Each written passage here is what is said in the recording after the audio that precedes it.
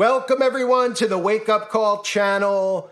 If you haven't seen the videos I've done on the 2024 Olympic Games from the opening ceremony to the closing ceremony, I highly recommend you check them out and you share it with people so that they can wake up to all of this stuff, because it goes deeper than just liberals and Democrats and conservatives and gaslighting. These are satanic rituals. All of these award shows, all of these ceremonies at Olympic-like events are rituals. And it's very important for them to do this at the Olympics and to do this at the Super Bowl, because these are the highest watched shows on television or on any streaming service.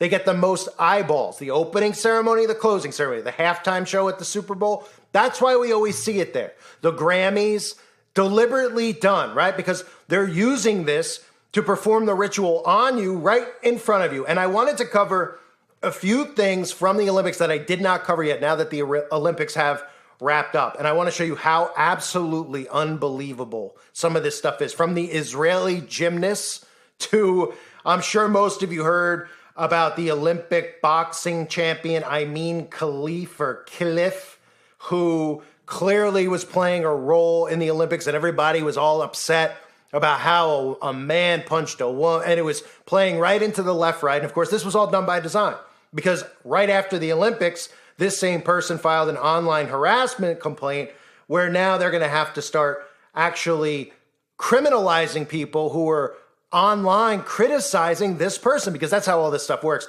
And this person even showed us, as I'll show you later in the video, that they are, in fact, a member of these same secret societies. We can't make it up. But let me start with this, because the Olympics themselves is a gigantic satanic ceremony. The notion of all the countries getting together and competing is all about the notion of a one world order. All the nations coming together as one, right? The mindset that they constantly feel like they need to push down your throat by playing things like the song Imagine, which is a communist manifesto, where they just outright play for you the lyrics from the Communist Manifesto that Karl Marx wrote.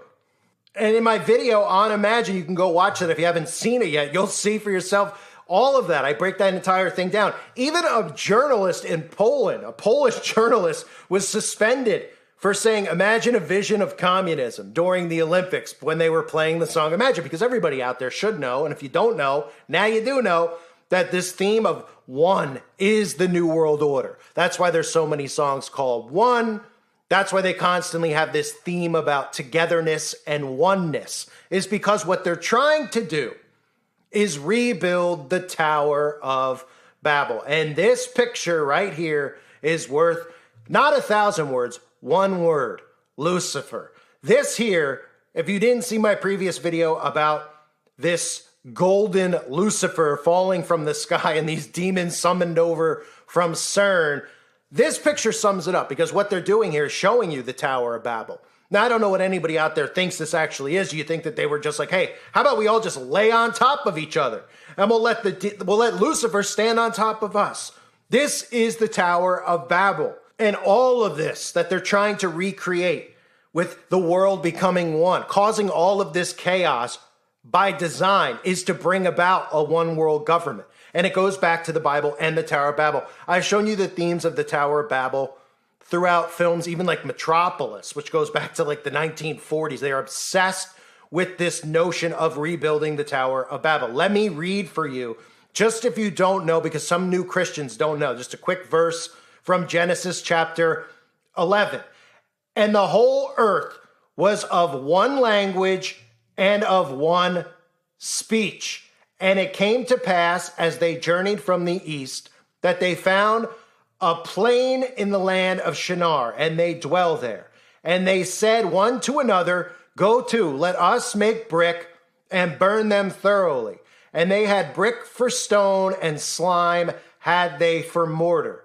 And they said, go to, let us build us a city and a tower, whose top may reach unto heaven. And let us make us a name, lest we be scattered abroad upon the face of the whole earth. And the Lord came down to see the city and the tower, which the children of men built. And the Lord said, behold, the people is one, and they have all one language. And this they begin to do, and now nothing will be restrained from them, which they have imagined to do. Go to, let us go down, and there confound their language, that they may not understand one another's speech. So the Lord scattered them abroad from thence upon the face of all the earth, and they left off to build the city. Therefore is the name of it called Babel, because the Lord did there confound the language of all the earth, and from hence did the Lord scatter them abroad upon the face of all the earth. So it's very fitting that they would do symbolism to the Tower of Babel, which they've been trying to recreate since they were scattered abroad. And the reason that they're getting closer to achieving this is really all ties back to technology, because they're using technology to connect. I've talked about that. The theme of connect with everyone, the way they use Facebook and talk about Facebook connecting the world. These are all deceptions of the devil to connect everybody together and force everybody into a one world government, which is literally hell on earth. For anybody out there that's falling for this, you're falling for a deception. Oh, everybody will be. The only reason that there is chaos and hatred in this world is because they fuel it and they feed it and they mind control people into it. Does that mean that people would not have fights and arguments and disagreements? Of course not.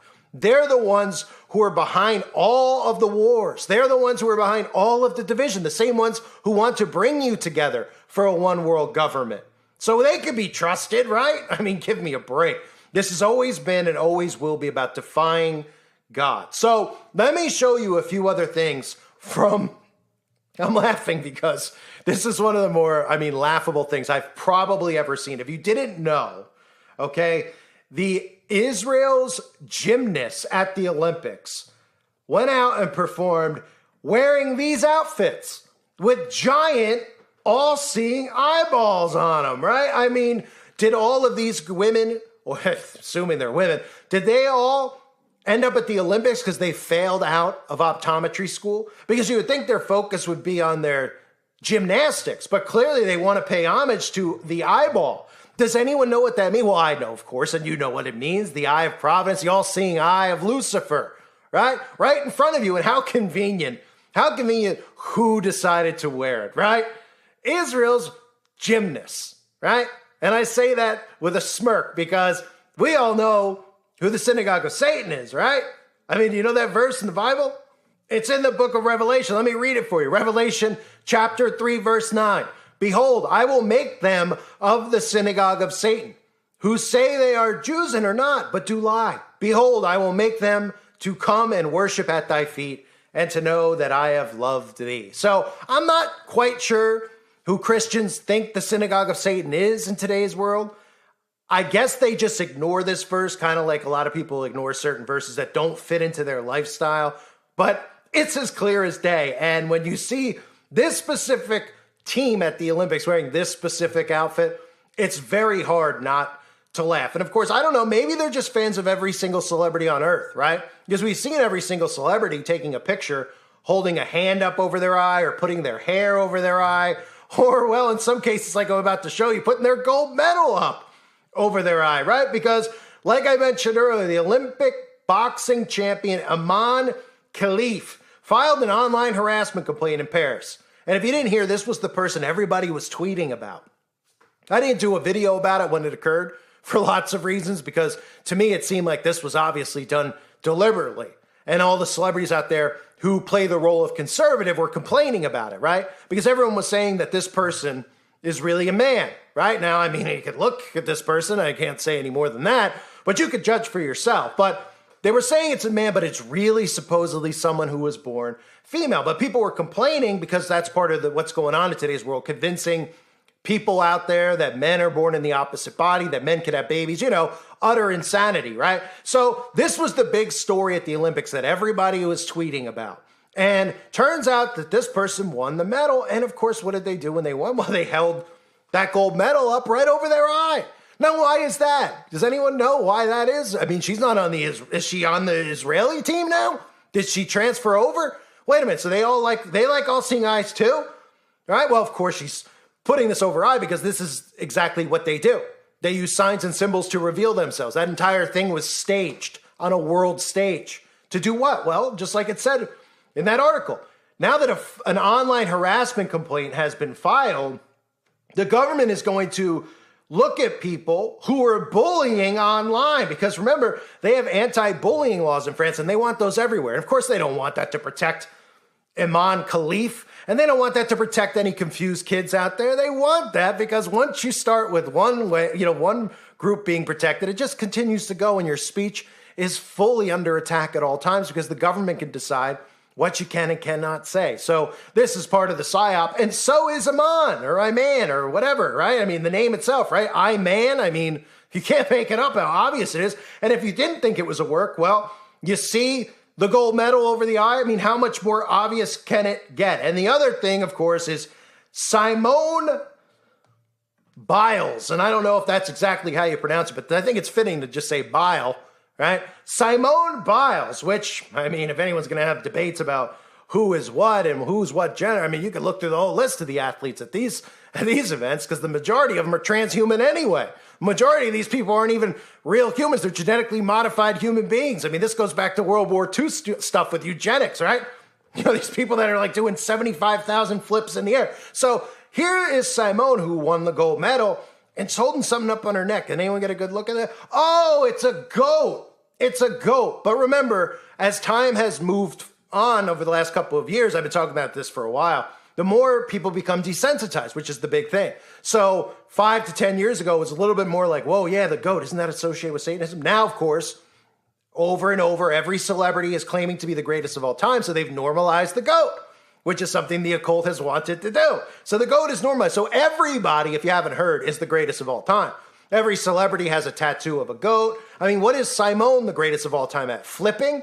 She flips backwards in the air. She's the greatest at flipping in the air. Wow, wonderful. Isn't that fantastic, right? Of course, holding up the goat, has the goat even on the Olympic uniform, right?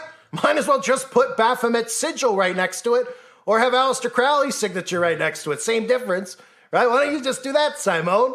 I mean, it's incredible, right? We had Snoop Dogg there. I talked about that in the previous Olympic video. Snoop Dogg wearing the goat necklace as well.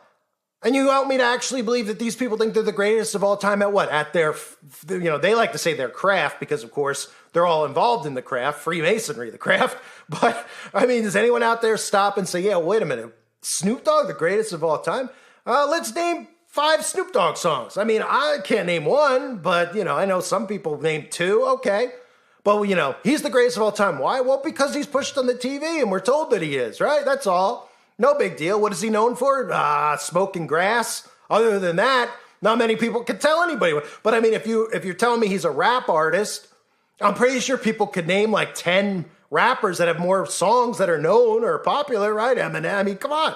Right? And I don't like any of these people or support them, but the point is that every single one of these people is wearing some type of goat pendant and referring to themselves as a goat. And nobody out there is going, well, why do they keep doing that? Not everybody could be the goat, all right? Well, apparently everybody can be. And then that's how we end up where we are now, where the word goat is now normalized. And people like me are looked at as conspiracy nuts when, you have celebrities normalizing things like goat yoga. I'm still waiting for somebody to explain the benefits of goat yoga. Now, I've exposed yoga itself and Aleister Crowley and why it's normalized and the chakra and all that stuff and, demonic entities that can enter. People out there are like, they don't want to hear it. They don't hear it because they love their yoga. They never thought for 5 seconds why all of a sudden they started pushing yoga on everybody, right? And now they push yoga where they have a goat on their back to do it. Kevin Hart, the Kardashians, all these people out there telling you to do goat yoga. Oh, yeah, that makes sense, right? Yeah, let me put a heavy goat on my back that could trounce my back while I'm doing cat arches or whatever they call them. I mean, they are normalizing the goat like never before. And they get away with it because the dumber society gets, the more they can normalize all of these things, like the goat, like, adulting children. Or even, like I just talked about, Iman Khalif, right? They can normalize because as time goes by, that's the point here with the stuff with the trans. As time goes by, people just accept it and they move on. They go, oh, whatever, we're past that now. It's 2025, it's 2030. I guess men are born in the opposite bodies. I guess kids could have surgeries. Instead of actually stopping this. Because they have no plans. The elites have no plans in stopping it. because we're not stopping them from doing it. So more time goes by, the more this stuff gets normalized. That's how we have goats out in the open. That's how we have men boxing women at the Olympics to win gold medals. Utter insanity, really. That's how we have the Israeli gymnasts wearing eyeballs on their outfit and people out there not blinking, right? Or we could just go all the way back to the beginning, not even just the notion of Imagine, which is a communist manifesto having to be sung at the Olympics. How about just the whole thing with Lucifer, with CERN, with the demons that they did at the closing ceremony, not to mention the opening ceremony with all the other nonsense that they did in that, in that specific ceremony, right? You got the Tower of Babel being recreated. Can you not see what's going on here? Apparently many people out there can't, but thankfully people like me and you can. So I wanted to do another video and just show more of the stuff that I saw at the Olympics. The Tower of Babel, ladies and gentlemen. That's what they should just call the Olympic Games. Just call it the Olympic Tower of Babel. Just call it the Tower of Babel show. I mean, it's pretty much what it is. And everybody out there doesn't think past it. They don't go, well, yeah. They're like, isn't it great all the countries are getting together as one? They don't think what the word one means, why they're obsessed with one, because they want to bring you back to the Tower of Babel. They want to defy God to the fullest. Right? God's the one who scrambled the language. God's the one who divided people into nations, right? They don't want that. They think they're winning on Judgment Day. They think they're going to build an army to defeat God on Judgment Day. That's how insane these people are. But with the technology that they have and mixing of iron and clay and what we're going to see with human beings being transformed into machine and human, or, what you're seeing at the Olympics with the eugenics, well, they actually have a reason, I guess, in their own minds to believe that they can, because they believe that they're going to live forever. And there's even Bible verses in Revelation about those who will seek death and not be able to find it. But all of this is biblical. All of it. It baffles me. People find my channel, they're like, man, this stuff's great. Oh, you really see everything. Everything but the Jesus part, right?